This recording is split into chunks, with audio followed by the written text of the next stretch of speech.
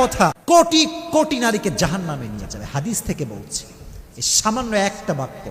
বেশিরভাগ বিবাহিতা নারী, বেশিরভাগ বউ জাহান্নামে যাবে স্বামীকে জাস্ট একটা বাক্য বলার কারণে। কয়টা? জোরে বলেন কয়টা? এক অবাক করা হাদিস শুনে আমার হৃদয়ে একটা আঘাত লেগেছে যে নারীরা কেন জাহান্নামে যাবে। এই হাদিস যখন আমি জানতে পেরেছি আমার হৃদয়টা চূর্ণ বিচূর্ণ হয়ে গিয়েছে। এর কারণ হচ্ছে এটা এমন একটা পাপ, এটা এমন একটা গুনাহ, বাংলাদেশের বেশিরভাগ, বলতে গেলে ৮০ থেকে ৯০ নারী এই পাপটা করছে। নাউজুবিল্লাহ পড়া। বেশিরভাগ নারী তার স্বামীকে একটা কথা অলওয়েজ বলে। বেচারা স্বামী সারাটা জীবন স্ত্রীর জন্য খাটে, পায়ের নিচে ফোসা পড়ে যায়, মাথার ঘাম পায়ে ঝরায়, সারাটা দিন রোদের ভিতরে কাজ করে বেড়ায়, বাসার বিল সে দেয়, গ্যাসের বিল সে দেয়, সন্তানকে সে চালায়, স্ত্রীর হক সে আদায় করে, শ্বশুরের হক আদায় করে, শাশুড়ির হক আদায় করে, সারাটা জীবন সে তার স্ত্রীর খেয়াল রাখে। কোনো একটা দিন সামান্য চুল পরিমাণ যখন কম হয়ে যায় তখন নারী বলে কি, মা রাআইতু মিনকা খায়রান কত, তুমি আমার জন্য জীবনে কি করলা, তুমি আমার জন্য কি করেছো আজ অব্দি? কিছুই তো করো নাই। অমকের স্বামী অমককে ওইটা দিয়েছে, অমকের স্বামী তার শাশুড়িকে ওইটা দিয়েছে, তুমি আমার মাকে কি দিয়েছো? একটা কথা কোটি কোটি নারীকে জাহান্নামে নিয়ে যাবে। হাদিস থেকে বলছি, এই সামান্য একটা বাক্য। তাকফুরনাল আশি,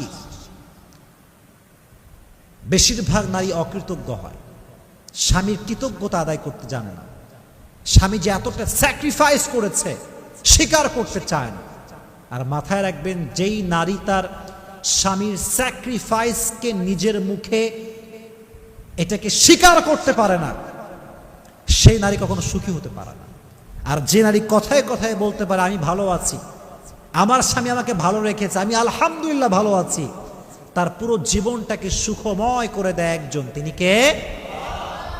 এজন্য বোনদেরকে বলছি, বোনেরা মাথায় রাখবেন, স্বামী হচ্ছে এমন একটা জাত, স্বামীরা সবসময় মুচকি কথার, মুচকি হাসির পাগল হয় আর মিষ্টি কথার পাগল হয়। তারিক জামিল একটা কথা সেদিন বলছেন, আমি আজকেও কয়েকবার শুনলাম। উনি ওনার ভাষায় বলছিলেন যে জবান কা এক মিঠা बोल दुनिया की हर हर शहर से भी ज्यादा मीठा होता है और जबान का एक कड़वा बोल 7 समंदर की कड़वाहट से भी ज्यादा कड़वाहट होती है। উনি বলেন মুখের একটা মিষ্টি কথা গোটা পৃথিবীর সমস্ত মধুকে একত্রিত করলে যে পরিমাণ মিষ্টি হবে, মুখের একটা মুচকি হাসির কথা তার চাইতে বেশি মিষ্ট। সুবহানাল্লাহ পড়েন। আর মুখের একটা তিতা কথা গোটা বিশ্বের 7 সমুদ্রকে এক করলে যে পরিমাণ তিতা হবে, নোনা হবে, তার চাইতে মুখের একটা তিতা কথা আরো বেশি তিতা। এজন্য মুখ দিয়ে আজ থেকে তিতা কথা বলবো না, মিষ্টি কথা বলবো। আল্লাহ সবাইকে মিষ্টি মিষ্টি কথা বলার তৌফিক দান করুক, সকলেই পড়া আমিন। আচ্ছা, কখনো ভেবে দেখছেন যে আপনি কাকে সবচাইতে বেশি ভালোবাসেন?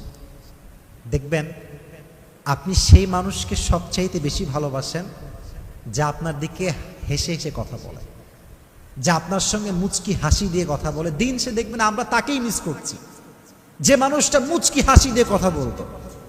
আজহারি আজকে দেশে নেই, চলে গিয়েছে বিদেশে। প্রত্যেকটা মানুষ তাকে মিস করে। কেন? কারণ তার কথায় একটা মিষ্টতা ছিল, চেহারা একটা হাসি ছিল। এজন্য দিন শেষে যে মুচকি হাসি দিয়ে কথা বলে, মিষ্টি কথা বলে, মানুষ তাকেই ভালোবাসতে বাধ্য হয়ে যায়। ঠিক না বলো? এজন্য আজ থেকে তিতা কথা বলবেন না মিষ্টি কথা বলবেন? একটা হাদিস বলি, উম্মে সালমা রাদিয়াল্লাহু তাআলা আনহু থেকে বর্ণিত, নবীজি বলেছেন, যদি কোনো মেয়ে এই অবস্থায় মারা যায়, এদিকে তাকাও, যদি কোনো মেয়ে এই অবস্থায় মারা যায় যে তার স্বামী তার উপরে সন্তুষ্ট ছিল, আল্লাহর জান্নাত তার জন্য ওয়াজিব হয়ে যাবে। তো জোরে সোরে পড়েন সুবহানাল্লাহ। এজন্য স্বামীকে বাজে কথা বলা যাবে না, নারীর জীবনে স্বামী হচ্ছে মেইন ক্যারেক্টার। যে নারীর জীবনে স্বামী আছে তার জীবনে সব কিছু আছে। যে নারীর জীবনে স্বামী নাই তার জীবনে কেউ নাই। যে নারীর জীবনে স্বামী নাই সে নারী সমাজের বাবার কাছে, মায়ের কাছে, ভাইয়ের কাছে, বোনের কাছে একটা বোঝা হয়ে যায়। এজন্য মেয়েদের জন্য স্বামীকে মূল্যায়ন করার দরকারটা আছে না নাই? আল্লাহ মেয়েদেরকে এটা বোঝার তৌফিক দান করুক, সকলেই মন খুলে পড়না আমিন।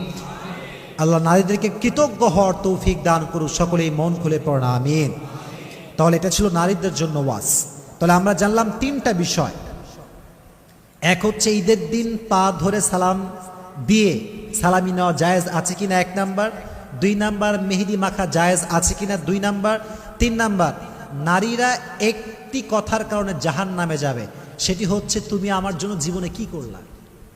এই জন্য যেই বোনেরা আমার কথা শুনছেন মাইক থেকে, কলোনির ভেতর থেকে, সবাইকে আমি বলছি স্বামীর কাছে কৃতজ্ঞ হবেন, কৃতজ্ঞতা আদায় করবেন। আল্লাহ বোনদেরকে এই তৌফিক দান করুক, সকলেই পড়না আমিন।